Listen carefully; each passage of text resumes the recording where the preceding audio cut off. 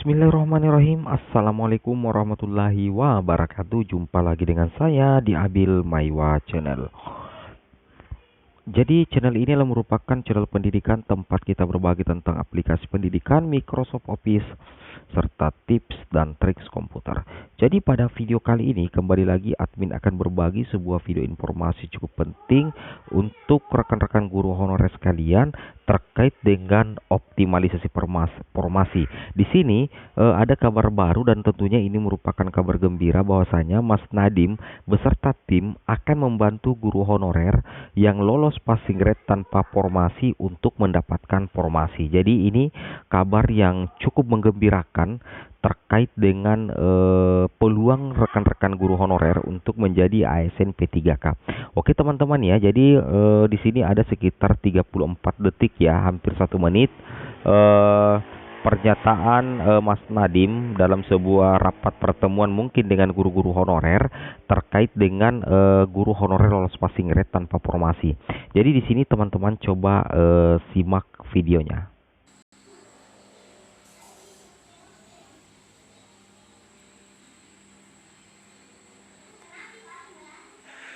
Saya sudah membuat keputusan sesuai peraturan. Ya.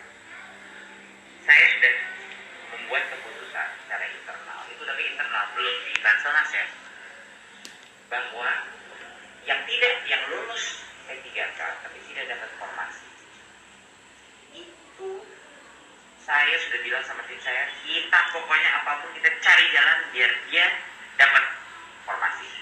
Alhamdulillah. Nah, jadi seperti itu tadi sedikit percakapan dan pernyataan dari Mas Menteri Nadiem Makarim terkait usaha dari Kemendikbudristek untuk membantu rekan-rekan guru honorer yang lolos passing grade tapi tidak mendapatkan formasi. Jadi kita tunggu saja bagaimana gebrakan dari Mas Menteri. Mudah-mudahan betul-betul bisa mengakomodasi rekan-rekan guru honorer yang belum mendapatkan formasi P3K guru meskipun lolos passing grade. Nah, terkait dengan rekan-rekan guru honorer baik yang lulus passing grade maupun yang tidak lulus passing grade, di sini ada kabar menarik juga bahwasanya di akun SSCSN teman-teman itu sudah muncul sebuah menu yang ditunggu-tunggu oleh rekan-rekan guru honorer, yaitu memilih formasi P3K guru tahap yang ketiga. Pemilihan formasi tahap ketiga belum dapat dilakukan. Dengan istilahnya adanya menu tersebut, ini menandakan atau mengindikasikan bahwasanya untuk seleksi P3K guru formasi tahap yang ketiga kemungkinan besar itu akan dilaksanakan di tahun 2022 khusus untuk tahap 3. Kenapa bisa begitu? Karena di sini sudah muncul teman-teman di menu SSCASN sudah muncul memilih formasi P3K guru tahap yang ketiga. Namun tentu saja teman-teman harus pahami bahwasanya untuk sekarang ini tentunya tahap 3 belum bisa dilaksanakan karena yang istilahnya tahap 2 saja itu masih dalam proses perampungan untuk pengumuman pasca sangga, seperti itu teman-teman ya. Itu yang teman-teman harus pahami. Oke, kita lanjut ke informasi berikutnya.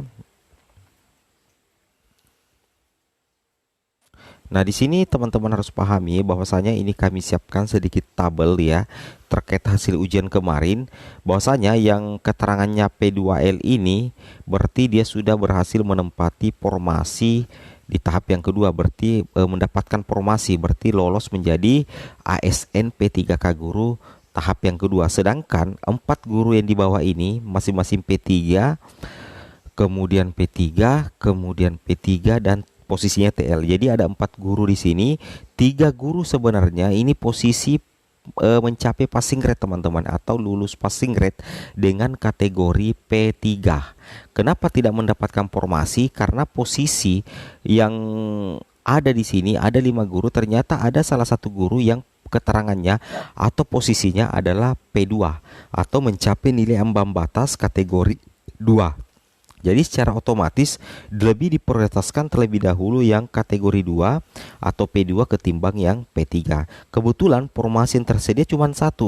Jadi secara otomatis yang mengisi adalah P2L ini karena tidak ada P1, jadi P2L lagi. Ketika P2 ini anggaplah tidak ada, maka nanti akan dilihat adalah guru honorer atau peserta P3K yang bisa mencapai passing grade nilai ambang batas kategori ketiga. Nah, bagaimana nasib yang ketiga guru ini? Ketiga guru ini bisa berharap agar bisa lolos melalui optimalisasi formasi. Seperti itu teman-teman ya, melalui optimalisasi formasi. Sedangkan satu guru lainnya ini yang posisi keterangannya tidak lulus, itu tidak bisa mengikuti optimalisasi.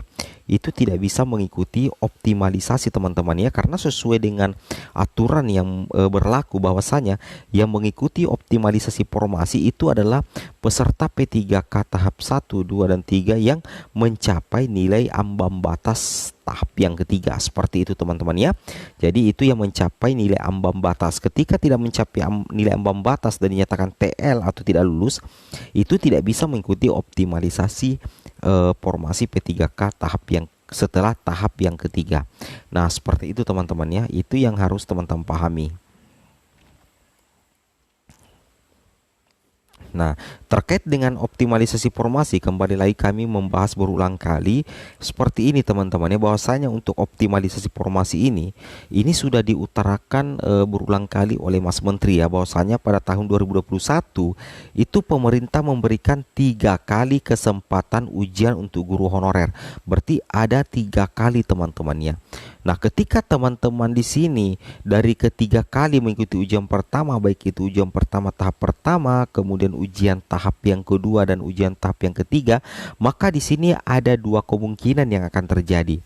Yang pertama, tidak lolos passing grade.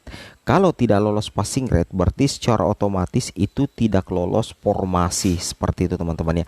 Nah, kemungkinan yang kedua yang terjadi adalah lolos passing grade namun tidak lolos formasi. Nah, bagaimana nasib yang tidak lolos passing grade dan tidak lolos formasi setelah tahap 1, 2 dan 3? Maka boleh mengikuti kembali seleksi P3K guru nantinya di tahun 2022. Seperti itu ya, atau tahun-tahun mendatang. Sedangkan bagaimana nasib dengan teman-teman guru honorer yang lulus passing grade namun tidak lolos formasi? Itu masih ada harapan.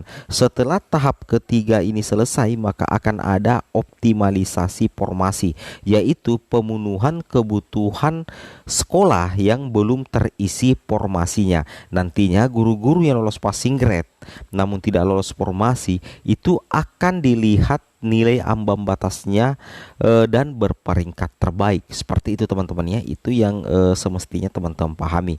Nah, jadi yang lolos passing grade namun tidak lolos formasi setelah tahap ketiga bisa mengikuti optimalisasi formasi. Seperti itu. Oke, kita lanjut lagi teman-teman ya.